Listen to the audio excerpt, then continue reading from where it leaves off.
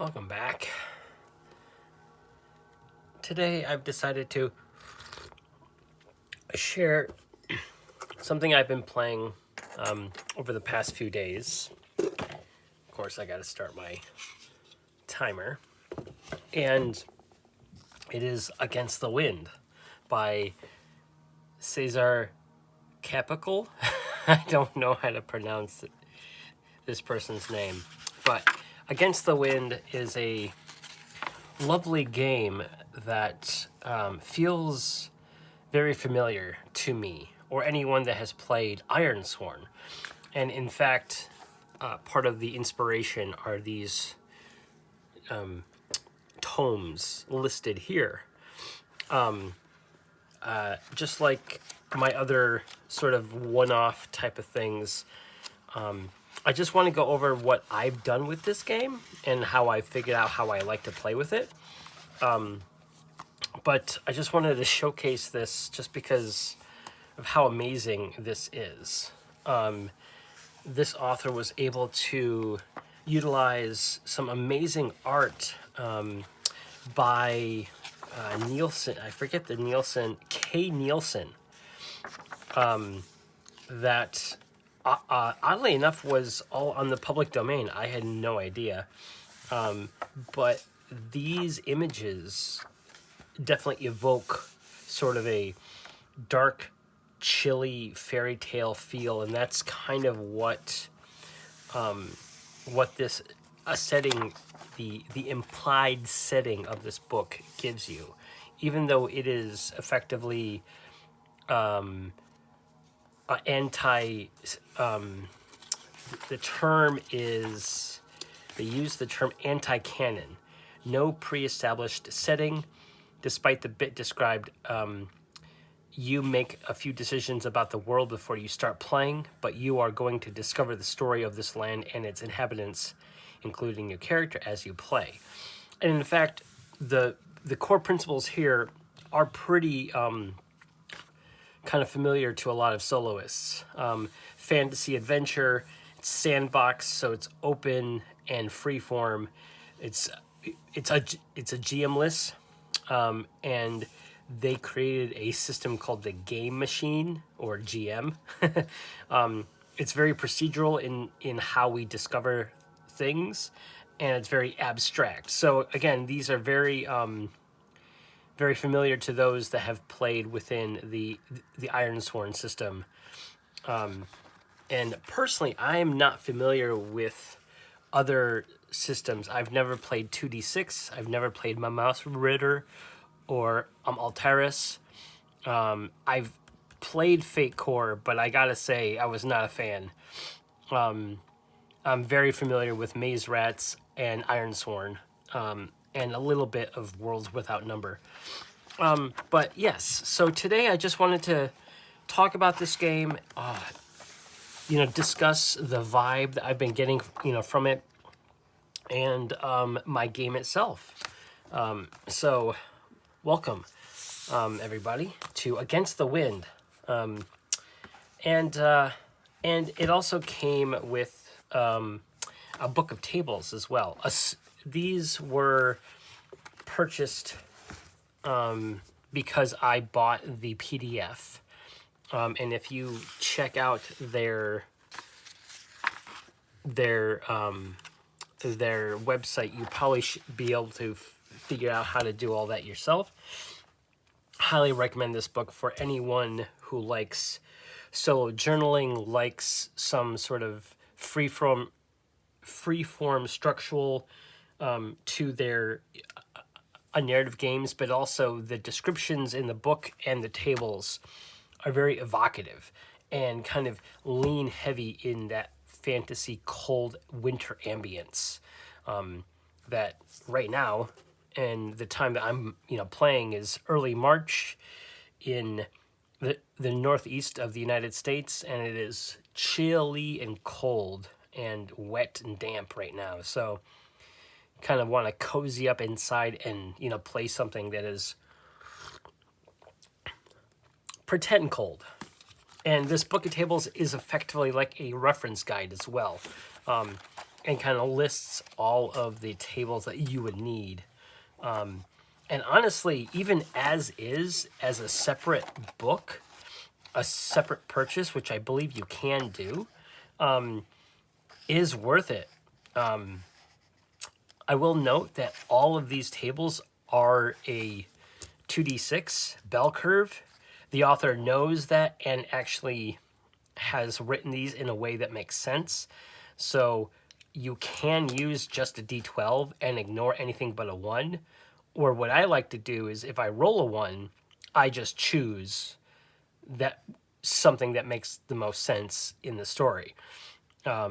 And so that's why I have the d12. But this book in this game is intended to play with a 2d6, and that's it. So you don't need a lot for this game. And the game engine itself is pretty robust, and you can do a lot with just this. It has yes or no questions. It has various opposites, stillness and motion, a decay and a growth, and it's pretty cool. And I can show you all this in action, and how it handles like challenges or monsters are pretty cool.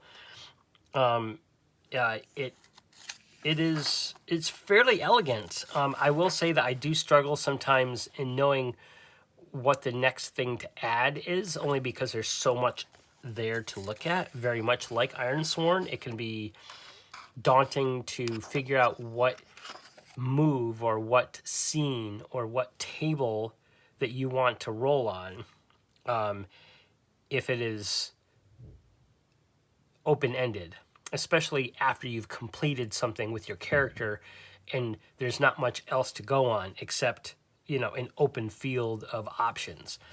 But I think with practice, I think most of us, at least for me, I got used to looking back at, say, my character background or my sheet, or I just look at the map that that I created and just pick a place to go and go there. Very much like any video game open exploration thing. You don't know what you want to do, and then you just wander into something, and that's kind of how I like to approach that. But so Against the Wind has you kind of create a map first. And it has a really interesting way of doing that. It cuts up a piece of paper into 36 squares, a 6x6, and basically all you do is you roll 2d6s and you pick a 6 and a 2, right?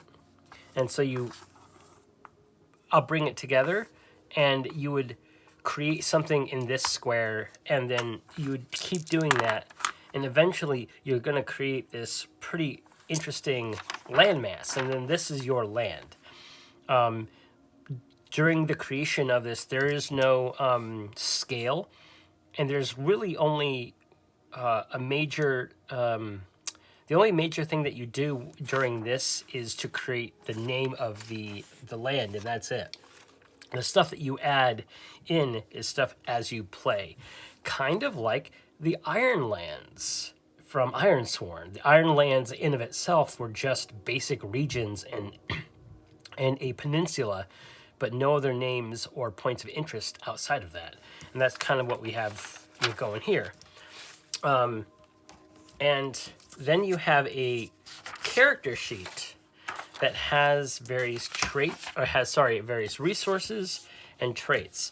So at its core, this game is a resource management, but more heavy on the role play and decision making aspect of that than a traditional resource management game. The resource management games are fairly tactical and very strategy based, even though you can put story to them. But this one, even though it has resources here, you can have them be like this, but I find I just fill in the little pips around the box. But at the beginning of the game, you roll for each one, kind of like our our oldest RPG that we've all played. You just do this down the line, and this is how many of each of these resources that you start the game with, and that's your starting stats, so to speak. And I wouldn't even say that these are statistics or stats. They are your resources in how you start the game. And I'm going to open up my notebook here. And I have created this just short journal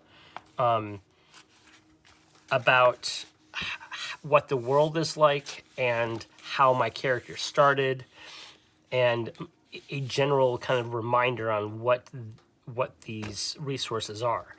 Vigor is your body and physical, prowess. Your resolve is your mind and willpower.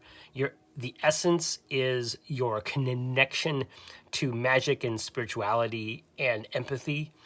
Talent is your skills and your training.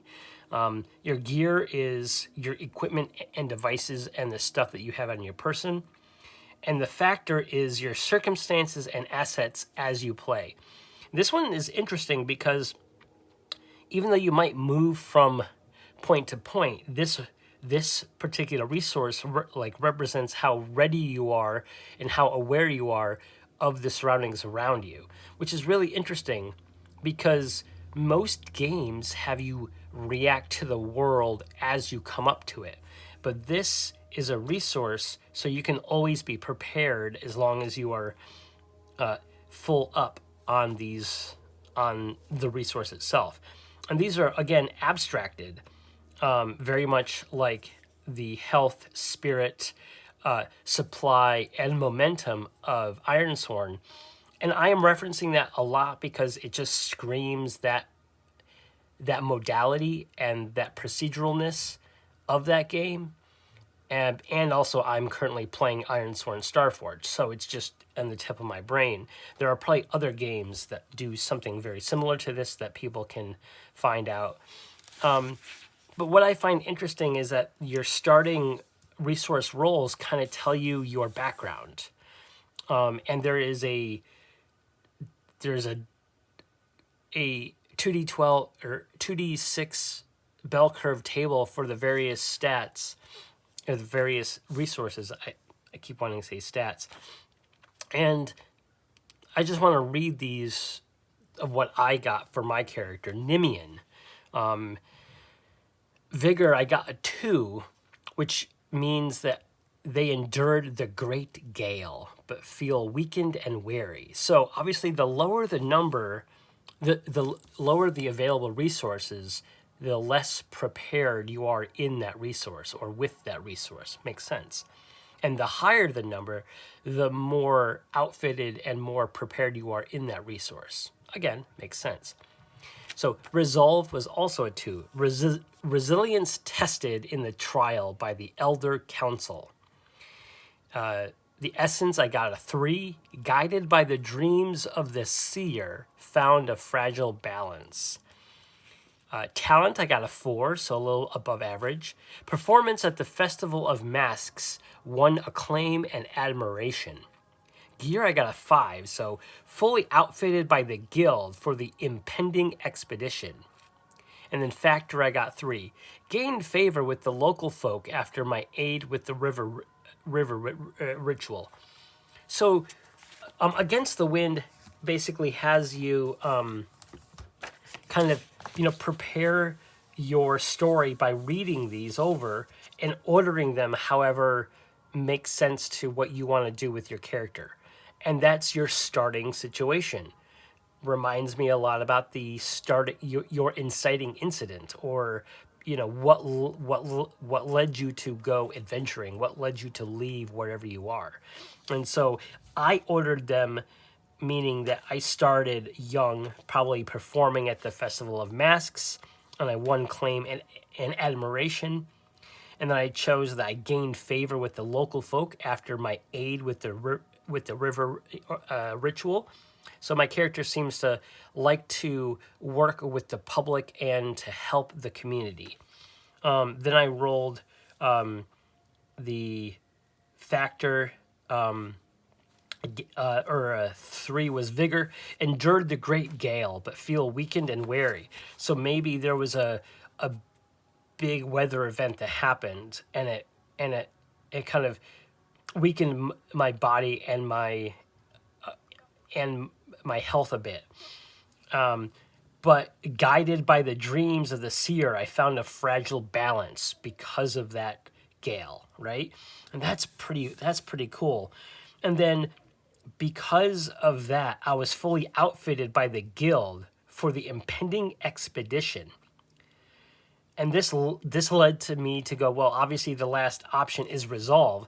The resilience tested in the trial by the Elder Council.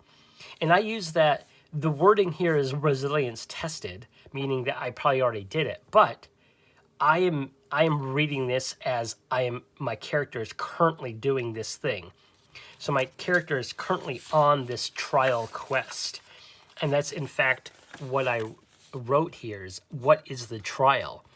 And I sort of looked at the various tables in the book of tables here for inspiration on what sort of things that I can do. And I think I did indeed roll up a few things, but I rolled up 4 things. Defeat, journey, survive, and retrieve. A pretty classic sort of structure for any sort of high fantasy quest, right? So one was defeat a frost enemy.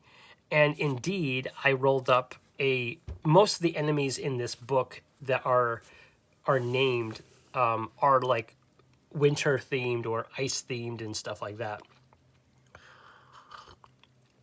And then I had a journey to the Greylands, and I'm like, well, where are the Greylands? So I rolled up on my map where that would be, and I rolled 2d6, and it ended up being right here, the Graying Lands. So I know my character has to eventually get there to complete that part of the trial.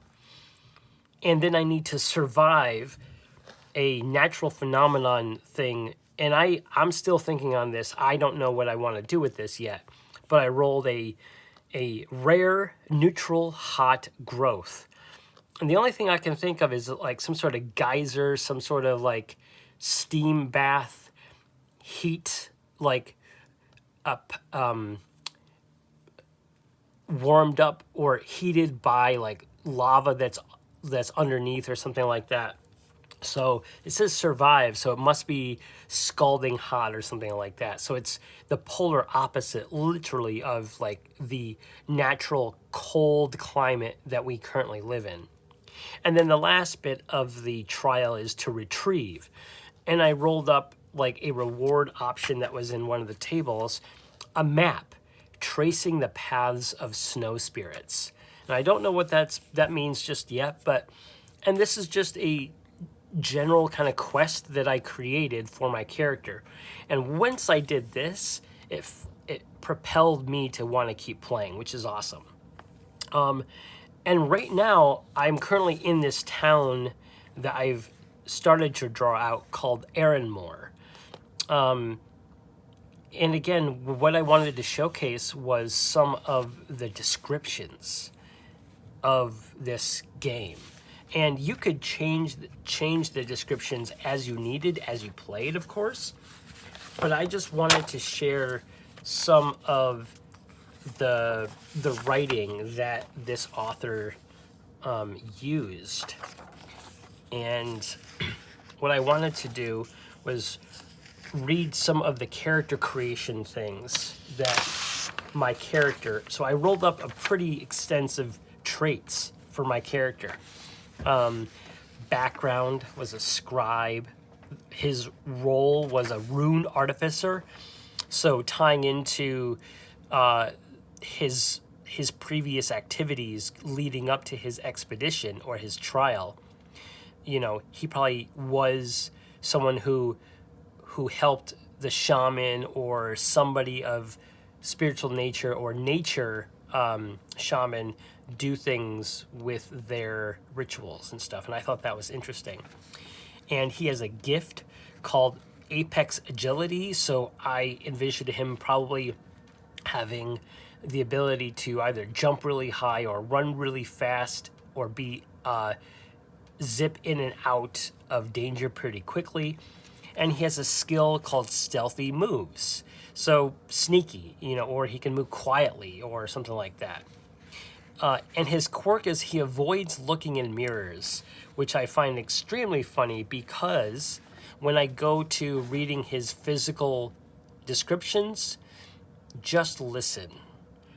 And when I described this to my daughter, she was like, whoa, I need to draw this. And honestly, I can't wait for her to draw this because this character looks and sounds, striking. Eyes, commanding and fierce with deep cosmic voids, with a colossal and awe-inspiring build and hair that is midnight blue, straight and smooth, wearing a cloak of iridescent changing hues and a carved wooden hairpin in their hair. And a flickering shadow in a bottle hangs from their belt around their waist, and their voice is smooth as polished stone, and carries a crossbow inlaid with bones of a fallen hero on their back. And around their left wrist is a leather gauntlet that can nest a protective hawk with patchy feathers. Like, just the entire vibe of my character just by rolling on these tables. All these tables I actually wrote down mostly verbatim, or all these descriptions I wrote out mostly verbatim. And I absolutely adore the writing style so much. It's very evocative. It is very... it helps me kind of sink into the character faster than creating various traits that just say tall, short, things like that. While I absolutely love the descriptions in Maze Rats, and I still use them to this day, they are fairly dry, but they're meant to be. They're meant to trigger your imagination, and they still do. But games like this, when it has an implied fairy tale, winter wonderland feel, it's very dangerous. Like, to step into a character that's already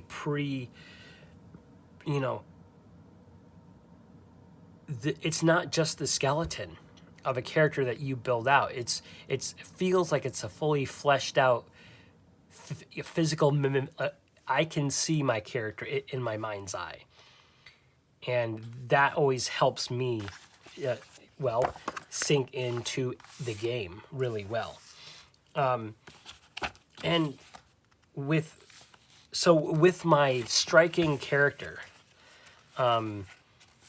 they have wandered around and they came across a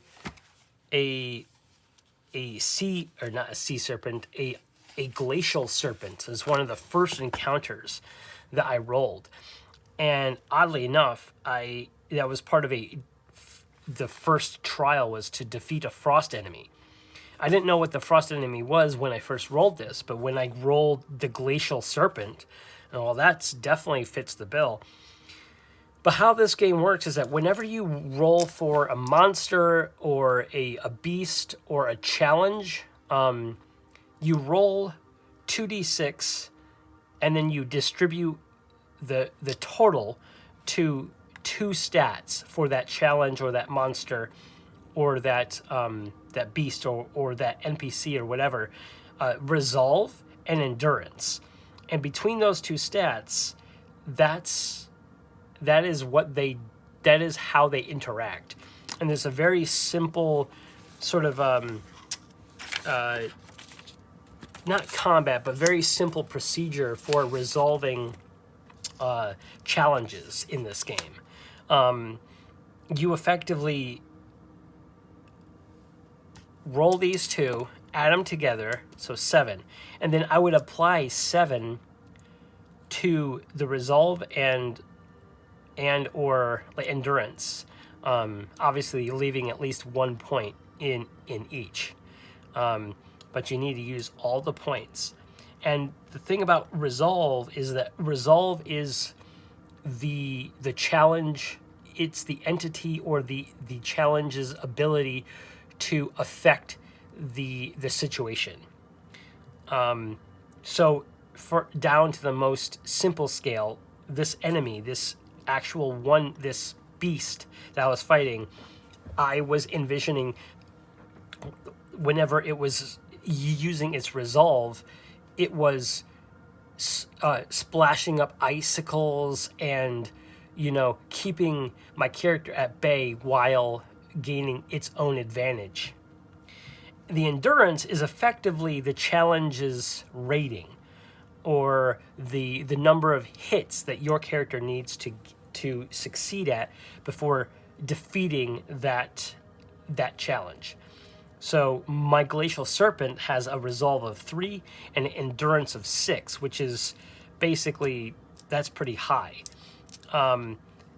Because I chose to roll 1 for each, so I rolled a 3 for resolve, and I rolled a 6 for endurance, and so I just kept the 2. I could have moved it around a little bit to make the endurance a little bit easier, but I figured something called a Glacial Serpent would be a little harder to kill. And the basic premise of the core mechanic in the game is you roll 2d6, and a hit is a 10, and a miss is a 9 or less. Or if it's a miss, you can make an effort, and you can burn your character's resources to make it a success. And what I love about this is that you can literally take any of your resources and make it apply to the situation. So to use this roll as an example, so I rolled an 8 and I need a 10 to make it a success. And that is actually true for all rolls. A hit is a 10 on a 2d6. And you tell me, a chance to rolling a 10 or higher on a 2d6 is fairly low. So more often than not, you will miss your rolls. So you'll have to dip into your resources to make that a success. So in theory, I could use, say, my strength of my vigor to make this better, right? So in the scene, I'm fighting this sea serpent, and I rolled an 8, and I need a 10. So I could, in theory, I could, in theory, burn 1 of my vigor. So I was at 5, now I'm at 4, and then I would bring this up to a 9. I'm just using the dice here as an example, but so now I'm at 9. So in the narrative, I am using the strength of my attacks to help me make a success. And then maybe I want to actually burn a factor. So I was at 6, now I'm at 5 factor to bring the total up to 10 as a success. So between the strength of my attacks and the factor, which, to remind you, is the circumstances and your assets around you. So maybe I used the tree branch to get up high to jump on its back and slice its neck. And then that's how I reduced its endurance from the example given was its endurance was 6. Now it would be 5. And that's how you go. And then it's their turn. And then they get their own special sort of roll. And that's called the challenge roll, a challenge action. And it's pretty simple. A challenge action is a 2d6 a bell curve, obviously, so it's most likely going to roll that 6 to 8. It's either tactical, it's either aggressive, or it's special. What's really interesting about this tactical is that it's going to try to use one of its resolve to gain one endurance. So effectively, it's going to kind of stall for time, but it's going to heal up, or the situation is going to take longer for your character to deal with. Aggressive is pretty standard. It deals one damage to your resources, and you can like reduce any one of the resources that makes the most sense. If you're fighting a monster, most likely it's going to be to your vigor, which is the representation of your health, but it could have been the factor in which that it got the higher ground on the mountaintop as opposed to you. You use these resources as you want, or you burn these resources as you want, and just make the fiction fit the resources, and make the resources fit the fiction that happens. And then special is it chooses either to use one of its resolve to gain 2 endurance, or to deal 2 damage to your resources. So more often than not, you're going to be losing resources in battle, which is wild. Which means, again, I very much like the game I keep referencing to, Ironsworn. It favors less than favorable results for the character, which adds tension, and which adds tension and the other word, I can't think of it right now, but it adds that the odds are always stacked against you, right? And what's wild is that this is a completely unrelated note, but I just bought this Shadow Sun book, and on the inside front cover is "May the odds be ever in your favor," as just this splash thing here. I thought that was interesting. And the odds are never in your favor in these games, because narrative tension builds interesting stories. So it forced my character actually to flee, because he was at 0 vigor. Being fully reduced to no resources in many solo games does not necessarily mean death. If it makes sense that it's death, then of course, let your character die, and that's okay. But it also could just mean that you're completely exhausted, you have no will to continue the fighting, and there's no other option but to flee, or whatever it is to get you out of that situation. Thankfully, I was at 0 vigor, but I had plenty of gear and talent, so I utilized I had a Travaux that had sleds on it, and I was able to kind of sled away quickly within the forest, and lost the glacial serpent with a really good roll to get out of dodge. And I just used the basic 2d6 modifier to burn my gear to make that 8 success. But and that's just basic combat. And then I rolled to see what sort of environment I was in. And I love how detailed you can get if you want. I'm a big fan of that kind of stuff. So I liked adding, what kind of paths are around, the sights and sounds, the mood of the area, the weather, the time of day, and what kind of terrain that you're going through. It becomes very modular. You can mod the game however into how much ever detail that you would like. It's just again, I think I'm waxing poetic, and this is kind of what I do. I talk a lot. But yeah, so to sum up, the events of the dice rolls will kind of trigger what's around you, and what's around you will either not attack you, but you are forced to interact with it.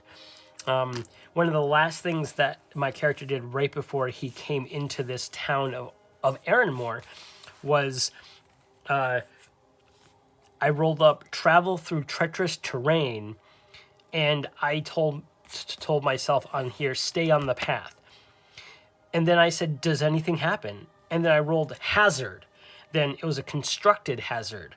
And then it was a frost-weakened bridge, which implies that there's civilization or there's some sort of, man-made structure, but it's frost-weakened, meaning that maybe it hadn't been used in a while, or maybe because the weather on that day was colder than the day before, and the day before actually was really cold, so it just got colder and colder. So in my head, overnight, it just froze up the ropes and stuff on the bridge. And in my world, the technology level is archaic, basic, or forgotten, and the communities are scattered and isolated. So I knew that wherever I was going was gonna be, like low tech, and also if there was going to be a community, it's probably going to be pretty small. So I did, in fact, use my Apex Agility trait to burn 1 vigor to basically succeed the challenge of getting across this hazard, the frost-weakened bridge. And again, you can roll. Rolling is always an option in this game, and in fact, that's something that the author specifically points out, that rolling is always an option, not mandatory. Ironsworn is different. Ironsworn and its successors all say, when this happens, then follow this, then roll plus whatever, right? It's a very gamified thing. This turns that structure, but then gives you, the player, the option to make it important or not, and then move on. You can ignore it, but you don't have to. It just, you are populating the world, you are populating the story with the things in the game and the tables that it provides. And so I succeeded in that, but I burned a vigor, so I figured that I exhausted my body a bit by doing that special ability, so therefore my vigor went down. And that makes sense. And then I rolled an oracle table on the GM table, the game machine table. I just asked a simple yes or no question. Is there a settlement beyond this bridge? And I rolled, I think it was I can't remember what it was, but there is an intensity factor that is built into all these tables if you so choose. An example is, perfect, here's the game machine. And outside of the standard rule of the roll 2d6 and a 10 is a hit, and using your resources to make it one, the game machine is the kind of the core oracle of the game. It looks a little complicated, but it's very simple. It is, if you want to roll a yes or no, then you just pick this small section right here. And you only need to worry about this little section right here. And you would roll 2d6 and then add them together, and I got 7. Now, if you notice, 2 to 5 is no, 9 to 12 is yes, and 7 literally is kind of right in the middle of that, but it is favoring a little toward no. So I would say this is a maybe, but also maybe not. And that is the abstractness of these rules. It does not have hard lines on how to play. It has strong suggestions on what procedures to follow, and then gives you tables to read. And that's the simple version of this tables. It's just a yes or no. But you can also use it for, negative or positive or whatever like that. But say that I want to describe something or figure out something. So I would roll, say, 2 or 3 times on this to get a few words. Let us roll a few times to say, what is the motivation behind the captain of the guard? Okay, I don't know. So let's roll. So first thing is we're going to take this column for one of the d6s. I will choose 2 different ones. So the red dice will be this column, and then the other d6 will be the following number. So I'm going to roll 2d6. So I got 6 and 6. So 6 is this half, 4 to 6. And 6, 1, 2, 3, 4, 5, 6 is this one. So now I know that I'm dealing with either elusive or concrete. And what I can do is take that. So I'm looking now at just this section and rolling 2d6. And I got 12 again. Wow. So I look at this side, 2d12, concrete. So we know that part of the answer is concrete. So concrete what? All right. 4 and 1. Scarcity and abundance. Okay. Let's roll 8. So that's kind of abundant. So it's, mediocre. So there's not a lot of it, but it's also not in demand. So concrete. So something that is firm and something that is kind of abundant. And let's see what else. 2 and 1. 2 and 1. Negative or positive. Okay, let's see. 9, so positive. So a positive or a gain of something that is concrete and is abundant. So I would interpret those 3 kind of keywords, and I would string that together into something. And off the top of my head, I'm thinking of a resource that the town needs, but is starting to run low on. And I'm doing that as concrete, as something that they know that they always need, like a staple food. Everyone needs milk, eggs, and sugar if they want to do baking in the house. And you kind of go back to the store once you run out of any one of those 3. And that's kind of a concrete truth to most households that bake. So that's how I'm interpreting, and that's how you use the game engine. It's fairly simple once you get in the flow of it. When I first looked at it, I had no idea how to read it, but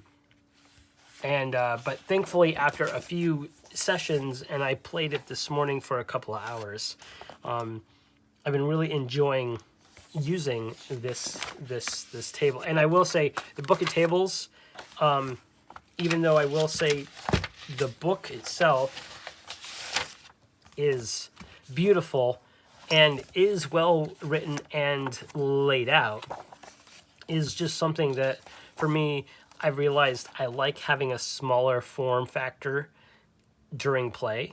And if I need to refer back to a book, that's fine.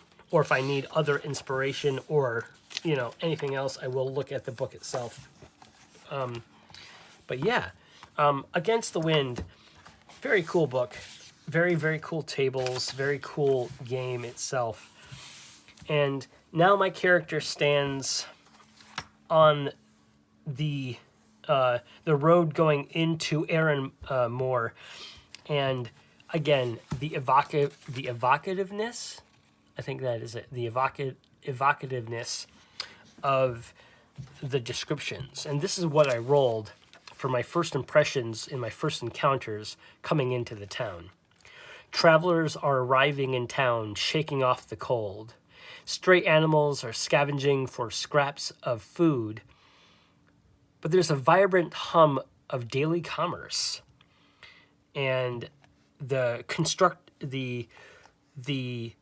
bridge that leads up to a ravine with a small town constructed around colossal fossil remains, and the dwellings are made of clay brick with intricate mosaics. So already I have like this striking visual, and the sights and even smells a bit are coming to mind, and like my character is actually coming into this space. And there is a map here, and it does have you draw the map for this, and then if you want to draw the map for the settlements, and it does actually give you rules on how to do this too. And it's pretty cool, and it can get even pretty in depth. You can start naming buildings or making buildings. For my sake, I just wrote what's in these blocks. And anytime that you go down the road and you choose a block to interact with, you can populate that block with more things and more shops or more homes, depending on what that block is currently made out of. Like this one is a park and a singular building, but it's surrounded by homes, shops, alleyways, and courtyards on 3 sides. So this tells me this is like a central, like, town park or town center. Maybe it's the village hall. I don't know. I could roll for that, or I could just choose and say this is the village hall. But every time that you come into a new, intersection and go down the street, you kind of do this thing all over again. And then you can choose to either close off the, the road and therefore stop the expansion, or you can keep going. And, for me, I know it's on top of a mountainous area, and it's also surrounded by colossal fossil remains.